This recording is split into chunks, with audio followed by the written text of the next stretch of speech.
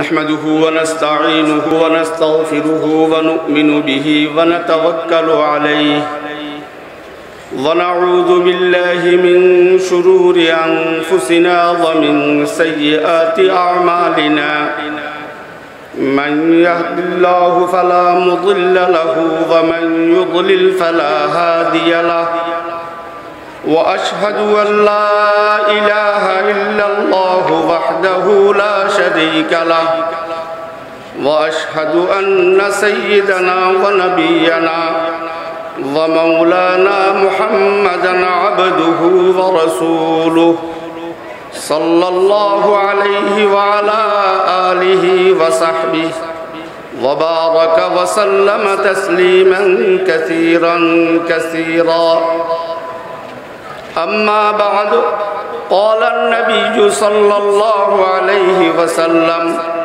من كان يؤمن بالله واليوم الآخر من كان يؤمن بالله واليوم الآخر فليقل خيرا أو ليصمت أو كما قال عليه الصلاة والسلام मुहतरम हाजिरीन, रसूलुल्लाह सल्लल्लाहु अलैहि वसल्लमेर दुई बाक्যের একটা হাদিস নিহায়ত বরকতের নিয়তে পড়া হয়েছে। এক ধরনের অনুবাদের মাধ্যমে আমি আমার কথা শেষ করব ইনশাআল্লাহ। রাসূলুল্লাহ সাল্লাল্লাহু আলাইহি ওয়াসাল্লাম বলেন,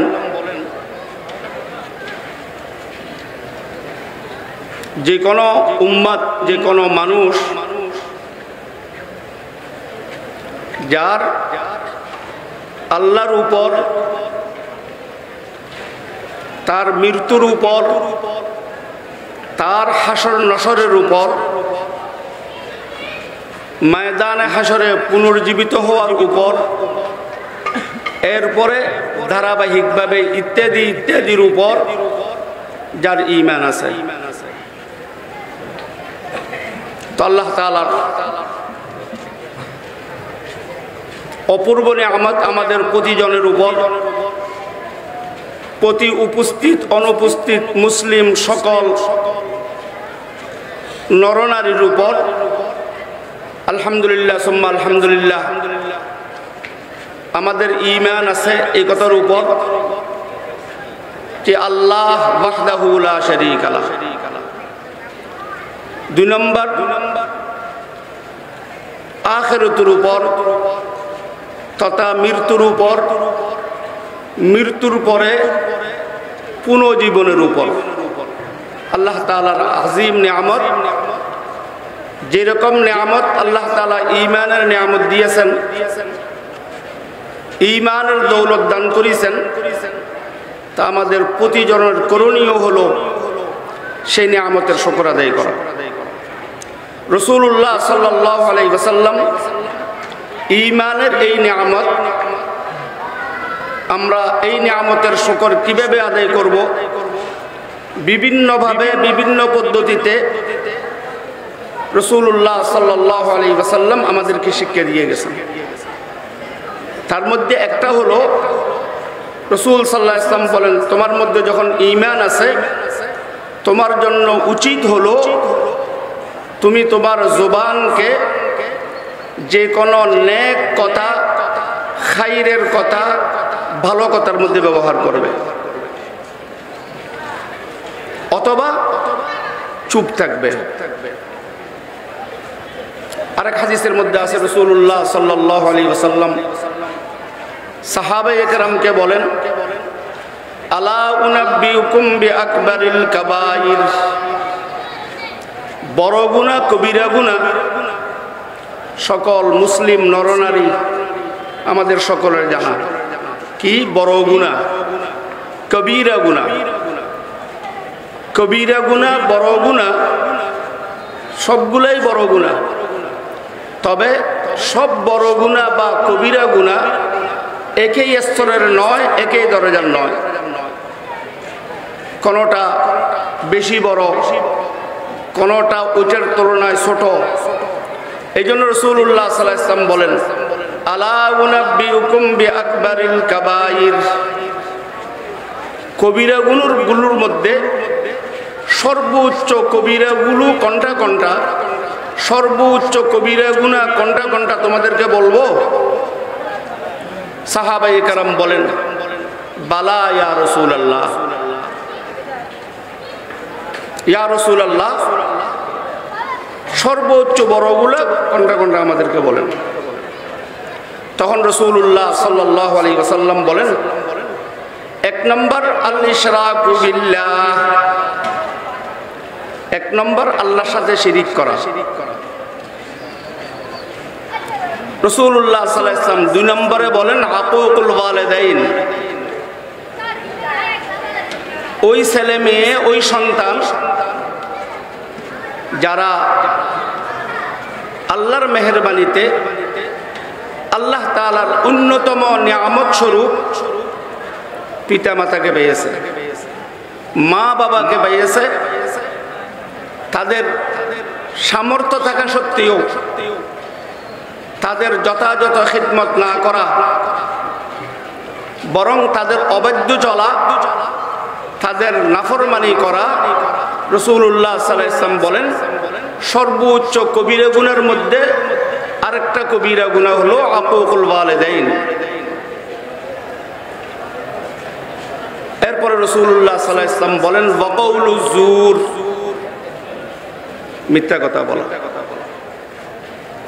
রাসূলুল্লাহ সাল্লাল্লাহু আলাইহি ওয়াসাল্লাম শিরিক বিল্লাহ, সর্বোচ্চ গুনাহ আল্লাহর সাথে শিরিক করা, পিতামাতার নাফরমানি করা, এই কথা যখন বলতেছিলেন তখন এভাবে একটু হেলান দিয়েছিলেন। আর যখন রাসূলুল্লাহ সাল্লাল্লাহু আলাইহি ওয়াসাল্লাম বলতেছিলেন মিথ্যা কথা বলা, তখন রাসূলুল্লাহ সাল্লাল্লাহু আলাইহি ওয়াসাল্লাম সোজা হইয়া বসলেন।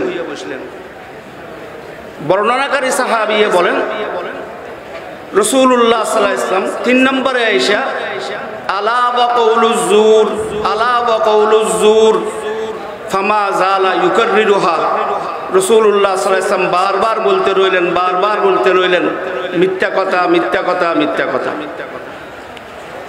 দেখেন সর্বোচ্চ গুনাহ আল্লাহর সাথে শিরিক করা, আমরা সবাই জানি। রাসূলুল্লাহ সাল্লাল্লাহু আলাইহি ওয়াসাল্লাম এটা বলছেন একবার, আল ইশরাকু বিল্লাহ একবার বলছেন, কিন্তু মিথ্যা কথা, মিথ্যা কথা, মিথ্যা কথা বর্ণনাকারী সাহাবী বলেন ফামাযা লা ইউকাররিরুহা, মিথ্যা কথা, মিথ্যা কথা এটাকে রাসূলুল্লাহ সাল্লাল্লাহু আলাইহি ওয়াসাল্লাম বারবার বলতেছিলেন। তো শিরিক বিল্লাহ আল্লাহর সাথে শিরিক করা এটা একবার বললেন, মিথ্যা কথা এটাকে বারবার। উলামায়ে কেরাম বলেন এর রহস্য হলো শিরিক গুনাহ সকলের মাথায় আছে,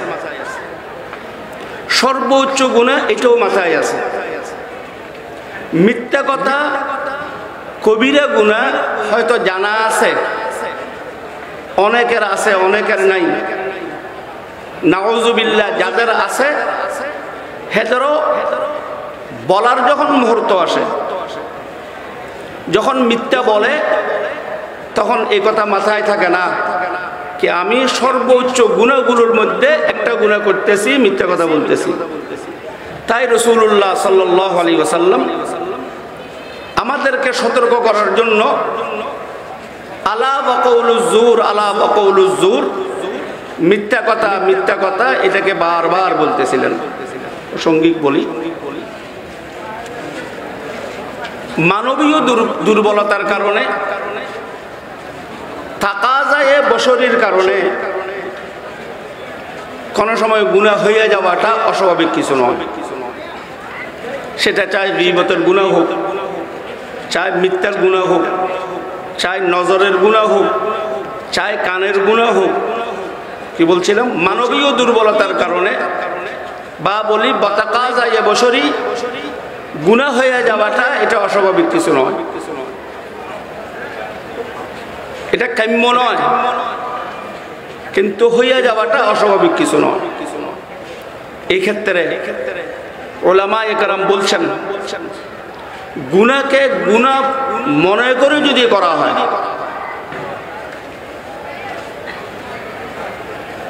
গুনাহকে গুনাহ মনে করে যদি করা হয় তো ইনশাআল্লাহ সুম্মা ইনশাআল্লাহ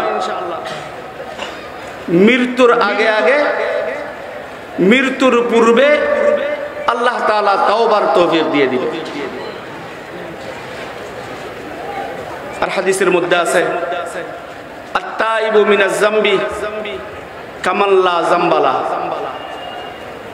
কোন গুনাহগার বান্দা গুনাহ করার পরে যথাযথ যদি তওবা করিছে সে যেমন গুনাহ করে নাই, শুধু অতটুক না।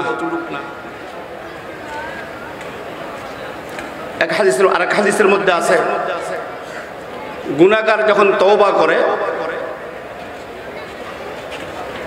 হিসাব নিকাশ, জীবনের প্রতিটা মিনিট না প্রতিটা সেকেন্ডের হিসাব নিকাশ যে সমস্ত ফেরেশতারা রক্ষা করতেছেন, লিপিবদ্ধ করতেছেন, সংরক্ষণ করতেছেন, ওনাদেরকে বলা হবে আমার এই বান্দা গুনাহ করিছে, খাতার মধ্যে তোমরা লিখছো, সে তওবা করিছে, আমি তওবা কবুল করেছি, এই জন্য এটা কেটে দাও।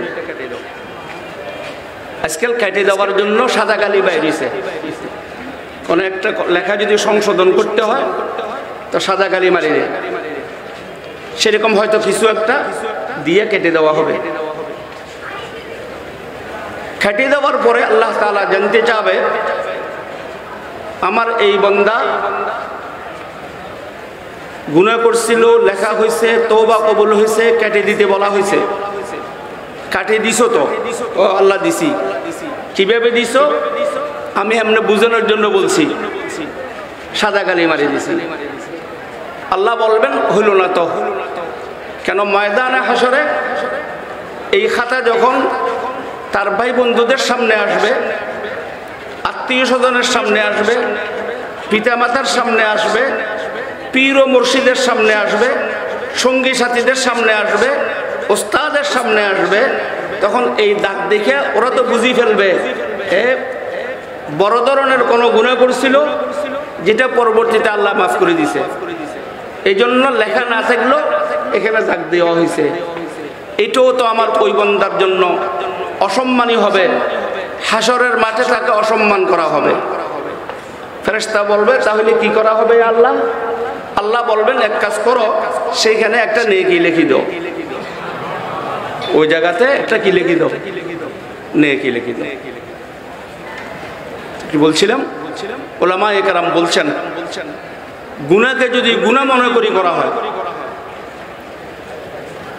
আল্লাহ তাআলা মৃত্যুর আগে তওবায়ে নাসুহ সত্যকার অর্থে আল্লাহ তাআলা তওবার তৌফিক দিয়ে দিবেন। আর আল্লাহ তাআলার তৌফিক অনুযায়ী যদি তওবা হয় ইনশাআল্লাহ সুম্মা ইনশাআল্লাহ ওই তওবাকে আল্লাহ কবুল করবেন। আলা ওয়া কাউলুজ জুর, রাসূলুল্লাহ সাল্লাল্লাহু আলাইহি ওয়াসাল্লাম বলেন মিথ্যা মিথ্যা মিথ্যা কথা বলা, অসত্য কথা বলা, এটা শুধু কবিরা গুনাহ নয়, বরং সর্বোচ্চ কবিরা গুনাহের মধ্যে একটা কবিরা গুনাহ। আর হাদিসের মধ্যে আছে রাসূলুল্লাহ সাল্লাল্লাহু আলাইহি ওয়াসাল্লাম বলেন মানুষ মুখ দিয়ে কথা একটা উচ্চারণ করেছে, একটা কথা, একটা বাক্য, দেখা যাবে এই এক বাক্যের কারণে কালকে প্রমাণ হবে, এই এক বাক্যের কারণে জান্নাতে যেতে পারতেছে না যায় মানুষ, ওই এক বাক্যের কারণে জান্নাতে চলে যাবে। ঠিক সেরকম রাসূলুল্লাহ সাল্লাল্লাহু আলাইহি ওয়াসাল্লাম বলেন কোন মানুষ এমন একটা কথা বলি ফেলছে যেই কথার কারণে নাউজুবিল্লাহ সে শুধু জাহান্নামী হবে তাই নয়, বরং জাহান্নামের এত গভীরতায় চলে যাবে, রাসূলুল্লাহ সাল্লাল্লাহু আলাইহি ওয়াসাল্লাম বলেন সেই গভীরতার দূরত্ব হবে সর্বপশ্চিম এবং সর্বপূর্বের মধ্যে যেই পরিমাণ দূরত্ব, ওই গর্তের দূরত্ব সেই পরিমাণ হবে। মশহুর হাদিস, রাসূলুল্লাহ সাল্লাল্লাহু আলাইহি ওয়াসাল্লাম বলেন ময়দানে হাশরে যখন নেক আমল মাপা হবে, তখন জীবনের সব আমল নেক আমল দেওয়ার পরেও পল্লাবাড়ি হচ্ছে না, তখন একটা জিকিরের সওয়াব পল্লায় দেওয়া হবে। সেটা হলো কোনো সময় বান্দা আল্লাহর দিকে মুতাওয়াজ্জিহ হইয়া বলছিলেন সুবহানাল্লাহি ওয়া বিহামদিহি সুবহানাল্লাহিল আযীম সুবহানাল্লাহি ওয়া বিহামদিহি সুবহানাল্লাহিল আযীম। এই দুইটা বাক্য, দুইটা কালিমার সওয়াব যেখানে সারা জীবনের আমলে পল্লাকে বাড়ি করতে পারে নাই, এই দুইটা বাক্যের সওয়াব পল্লাকে বাড়ি করে ফেলবে। পল্লাকে যখন ভারী হয়ে যাবে তো আটকা পড়া মানুষ জান্নাতে প্রবেশ করবে। দেখলেন কি বলছেন রাসূলুল্লাহ সাল্লাল্লাহু আলাইহি ওয়াসাল্লাম? মানুষ কোন সময় একটা বাক্য শুধু কি সুবহানাল্লাহ, আরো পুরোপুরি সুবহানাল্লাহি ওয়া বিহামদিহি সুবহানাল্লাহিল আযীম, দুইটা বাক্য। এই দুইটা বাক্য জীবনের যে কোনো একদিনের বলা সুবহানাল্লাহি ওয়া বিহামদিহি সুবহানাল্লাহিল আযীম, এর কারণে আটকা পড়া মানুষ জান্নাতে চলে যাবে। কিসের কারণে? মুখের কারণে। ঠিক তেমনি ভাবে রাসূলুল্লাহ সাল্লাল্লাহু আলাইহি ওয়াসাল্লাম বলেন এই মুখের কারণে মুহূর্তের মধ্যে যেরকম মানুষ জান্নাতি হবে, এই মুখের কারণে মুহূর্তের মধ্যে মানুষ জাহান্নামে চলে যাবে। উলামায়ে কেরাম বলছেন কবিরা গুনাহগুলো আল্লাহ তাআলা মাফ করবে ইনশাআল্লাহ, এটা ভিন্ন জিনিস। তবে জাহান্নামে যাওয়ার জন্য একটা কবিরা গুনাহ যথেষ্ট। একটা মিথ্যের গুনাহ, একটা গীবতের গুনাহ, একটা হিংসার গুনাহ, একটা বিদ্বেষের গুনাহ, যেগুলো সবগুলো মুখের মাধ্যমে হয়, তো জাহান্নামে যাওয়ার জন্য একটা কবিরা গুনাহ যথেষ্ট। আল্লাহ তাআলা আমাদেরকে নেক কাজের মধ্যে জবানের ব্যবহার, মুখের ব্যবহার, গলত কাজের থেকে মুখের ব্যবহার বেঁচে থাকার আল্লাহ তাআলা তৌফিক দান করুক। ওয়া আখিরু দাওয়ানা আলহামদুলিল্লাহি রাব্বিল আলামিন। আসসালামু আলাইকুম ওয়া রাহমাতুল্লাহি ওয়া বারাকাতুহু।